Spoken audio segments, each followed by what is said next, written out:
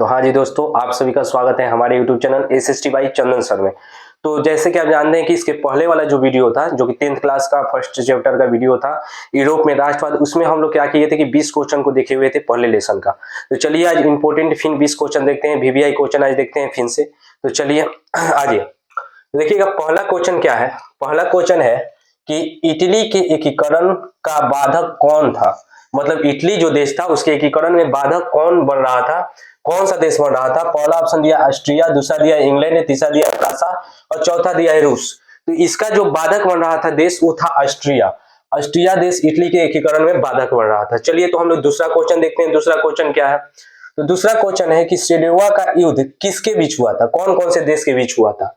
ठीक है, तो इसमें पहला दिया हुआ है ऑस्ट्रिया फ्रांस, दूसरा है ऑस्ट्रिया रूस, तीसरा है ऑस्ट्रिया फ्रांसा और चौथा है ऑस्ट्रिया और इटली। तो इसका आंसर हो जाएगा ऑस्ट्रिया और फ्रांसा। याद रखिएगा दोस्तों, इसका आंसर हो जाएगा ऑस्ट्रिया और फ्रांसा। ठीक है, तीसरा क्वेश्चन हम लोग देखते हैं। तीसरा क्वेश्चन क्या दिया है, वियना सम्मेलन कब हुआ था। जो वियना सम्मेलन था ये कब हुआ था। तो देखिए पहला ऑप्शन दिया है 1815, दूसरा 1820, तीसरा दिया 1818 और चौथा दिया 1848। तो इसका जो आंसर हो जाएगा, इसका आंसर हो जाएगा 1815। 1815 ईस्वी में वियना सम्मेलन हुआ था। इस बात को याद रखिएगा कि 1815 ईस्वी में वियना सम्मेलन हुआ। देखिएगा चौथा क्वेश्चन क्या दिया हुआ है। चौथा क्वेश्चन है मेजनी का संबंध जो था किससे था, मतलब इसमें से किससे था मेजनी का संबंध। पहला है लाल कुर्ती सेना, दूसरा है फ्रांसा, तीसरा है इंग्लैंड और चौथा है कार्बोनरी से। तो इसका जो संबंध था कार्बोनरी दल से था। मतलब कि कार्बोनरी जो संगठन था, इस संगठन का ये सदस्य था। ठीक है, इस बात को याद रखिएगा कि इसका ये सदस्य व्यक्ति था। तो इसका संबंध हो जाएगा कार्बोनरी से। ठीक है, अगला हम समझते हैं। अगला क्वेश्चन है अंसट रेनन कौन था। अंसट रेनन जो था ये कौन था। ठीक है, तो इसमें हम देखेंगे अंसट रेनन कौन था। पहला ऑप्शन दो दिया है, इसमें दिया हुआ है एक लेखक, दूसरा दिया है एक दार्शनिक, तीसरा दिया एक कवि और चौथा दिया एक सम्राट। तो इसका जो आंसर होगा ये था एक दार्शनिक था। क्या चीज था, तो याद रखिएगा इसका आंसर याद रखना आपको कि ये दार्शनिक था। क्या चीज था जी, दार्शनिक था। इस पॉइंट को याद रखिएगा। ठीक है, इसमें आपको बताए थे कार्बोनरी वाला कि चौथा का आंसर कार्बोनरी हो जाएगा। कार्बोनरी का सदस्य था मेजनी। पांचवा में आप क्या समझेंगे कि अंसट रेनन क्या चीज था, तो एक दार्शनिक था। बी नंबर इसका आंसर हो जाएगा, क्या था, दार्शनिक था। अगला देखिएगा 6 नंबर क्वेश्चन क्या दिया है। 6 नंबर है नौ गुएल्फ आंदोलन कहाँ हुआ था। ऑप्शन है इटली में हुआ था, जर्मनी में हुआ था, फ्रांस में हुआ था, ब्रिटेन में।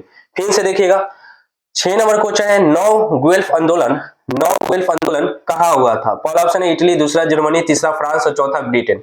तो इसका आंसर जो हो जाएगा इटली में हुआ था। ये जो आंदोलन हुआ याद रखिएगा ये जो आंदोलन हुआ था नौ गुएल्फ आंदोलन, ये आंदोलन जो हुआ था किस देश में हुआ था, तो इटली में हुआ था। इसको याद रखिएगा, इटली में हुआ था दोस्तों। चलिए अगला देखते हैं। अगला क्वेश्चन है 7 नंबर, जर्मनी के एकीकरण के लिए बिस्मार्क ने कितने युद्ध किए। मतलब जर्मनी देश का एकीकरण के लिए बिस्मार्क जो था इसने कितना युद्ध किया था। ठीक है, तो इसका जो आंसर हो जाएगा इसने 3 युद्ध किया था। कितना युद्ध किया था, 3। हम याद रखेंगे इसने 3 युद्ध किया था। ठीक है, जर्मनी के एकीकरण के लिए बिस्मार्क ने कितने युद्ध किए, 3 युद्ध किए। ठीक है, देखिएगा 8वां नंबर क्वेश्चन। 8वां नंबर क्वेश्चन क्या है, किसने कहा था कि फ्रांस जब छींकता है तो बाकी यूरोप को सर्दी जुकाम हो जाता है, जुकाम हो जाता है। ठीक है, किसने कहा था कि फ्रांस जब छींकता है तो बाकी यूरोप को सर्दी जुकाम हो जाता है। ठीक है, ऑप्शन पहला है नेपोलियन, दूसरा है हिटलर, तीसरा है मेटरनिक और चौथा है गैरीबाल्डी। तो इसका जो आंसर हो जाएगा 8 नंबर का मेटरनिक हो जाएगा। क्या चीज हो जाएगा, मेटरनिक हो जाएगा। याद रखिएगा दोस्तों, इसका आंसर हो जाएगा मेटरनिक। इस बात को मेटरनिक ने कहा था। ठीक है, ठीक है। अब 9वां नंबर देखिएगा। 9वां नंबर है नेपोलियन कोड में कुल कितने कोड होते हैं। नेपोलियन कोड में कुल कितने कोड होते हैं, तो इसका आंसर 5 हो जाएगा। याद रखिएगा इसका आंसर आप 5 हो जाएगा। ठीक है, अगला क्वेश्चन देखते हैं। अगला है कार्लसवाद कानून किस वर्ष पारित हुआ था, पारित हुआ था। ठीक है, पास हुआ था, वही पारित हुआ था। कार्लसवाद कानून किस वर्ष पास हुआ था। देखिए पहला ऑप्शन है 1819 दिया है, दूसरा है 1820, तीसरा है 1821 और चौथा है 1822। तो इसमें 19 हो जाएगा। ठीक है, 19 हो जाएगा। ठीक है, अगला देखिएगा। अगला क्वेश्चन हम देखते हैं 11 नंबर, वियना कांग्रेस में कौन सा राष्ट्र शामिल नहीं था। मतलब जो वियना कांग्रेस हुआ, तो वियना कांग्रेस में कौन सा राष्ट्र शामिल नहीं हुआ, इसको याद रखना है। कौन सा राष्ट्र शामिल नहीं हुआ था जी, तो इसमें एक राष्ट्र शामिल नहीं हुआ था। तो इसमें पहला ऑप्शन है ब्रिटेन, दूसरा है फ्रांस, तीसरा है रूस, चौथा है जर्मनी। तो तो इसमें जो शामिल नहीं हुआ था जर्मनी नहीं हुआ था। इस आंसर को याद रखिएगा कि इसमें जो शामिल नहीं हुआ था जर्मनी हुआ था, ठीक है, जर्मनी नहीं शामिल हुआ। अगला देखिए क्या दिया है 12 नंबर, किस संधि द्वारा स्वतंत्र यूनान राष्ट्र की स्थापना हुई? मतलब कौन सा संधि था जिसके द्वारा स्वतंत्र यूनान राष्ट्र की स्थापना हुई थी? पहला ऑप्शन दिया है वियना की संधि, दूसरा दिया है प्राग की संधि, तीसरा दिया है कुस्तुनिया की संधि हो जाएगा, चौथा दिया है एड्रियानोपोल की संधि, ठीक है। तो यहाँ पे हम याद रखेंगे कुस्तुनिया हो जाएगा, कुस्तुनिया की संधि के द्वारा, ठीक है। इस संधि के द्वारा इसको यूनान जो था, यूनान राष्ट्र, इसको स्वतंत्र घोषित कर दिया गया। 13 नंबर क्वेश्चन क्या है देखिएगा, इटली के एकीकरण में निम्न में से किसका संबंध नहीं था? इटली के एकीकरण में निम्न में से किसका संबंध नहीं था? पहला दिया है बिस्मार्क, दूसरा दिया है काबूल, तीसरा दिया है मेजनी और चौथा दिया है गैरिबाल्डी। तो इसका आंसर हो जाएगा बिस्मार्क। दोस्तों याद रखिएगा, इसका जो आंसर हो जाएगा क्या हो जाएगा? बिस्मार्क हो जाएगा, ठीक है। 14 नंबर क्वेश्चन क्या दिया हुआ है, जर्मनी के एकीकरण का प्रमुख वास्तुकार कौन था? ठीक है, पहला ऑप्शन है मेजनी, दूसरा है गैरिबाल्डी, तीसरा है लेनिन और चौथा है बिस्मार्क। ये मतलब जर्मनी का जो एकीकरण था उसमें पहला प्रमुख जो वास्तुकार था कौन था? तो इसको याद रखना है, बिस्मार्क थे। कौन थे? बिस्मार्क थे। आंसर याद रखिएगा, बिस्मार्क हो जाएगा, ठीक है। अगला 15 नंबर क्वेश्चन क्या है कि 1871 ईस्वी में कौन सी संधि हुई थी? पहला ऑप्शन है फ्रैंकफर्ट की संधि, दूसरा है पेरिस की संधि, तीसरा है वियना कांग्रेस और चौथा सॉरी यहाँ पे सी होगा, सी नंबर ऑप्शन ये, और डी नंबर आंसर इसमें होगा, इसमें से कोई नहीं होगा, ठीक है। डी नंबर छूट गया ऑप्शन, कोई नहीं।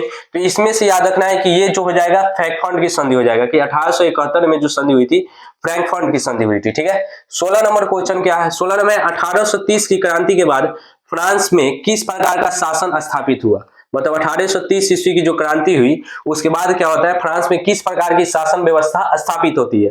पहला जो ऑप्शन है संघीय शासन व्यवस्था, दूसरा है गणराज्य, तीसरा है संवैधानिक राजतंत्र और चौथा है अधिनायकवाद। तो इसमें याद रखिएगा कि 16 नंबर का आंसर जो हो जाएगा संवैधानिक राजतंत्र हो जाएगा। क्या हो जाएगा दोस्तों? संवैधानिक राजतंत्र हो जाएगा। याद रखिएगा कि इसका जो आंसर हो जाएगा क्या दिए हो जाएगा? संवैधानिक राजतंत्र, ठीक है, संवैधानिक राजतंत्र हो जाएगा, ठीक है। चलिए तो अगला देखते हैं हम लोग, ठीक है। 17 नंबर देखते हैं, जर्मनी के एकीकरण के लिए कौन उत्तरदायी था? मतलब जर्मनी का जो एकीकरण के लिए कौन सा व्यक्ति इसमें से उत्तरदायी था? पहला दिया है काउंट काबूल, दूसरा दिया है बिस्मार्क, तीसरा दिया है मेजनी और चौथा दिया है गैरिबाल्डी। तो इसका जो आंसर होगा जर्मनी के एकीकरण के लिए कौन सा व्यक्ति को उत्तरदायी माना जाता है? तो दोस्तों आप यहाँ पे याद रखिएगा, यहाँ पे बिस्मार्क को माना जाता है। किसको माना जाता है? बिस्मार्क को माना जाता है, याद रखिएगा। 17 का हो जाएगा बी नंबर, बिस्मार्क। 18 नंबर देखते हैं हम क्वेश्चन।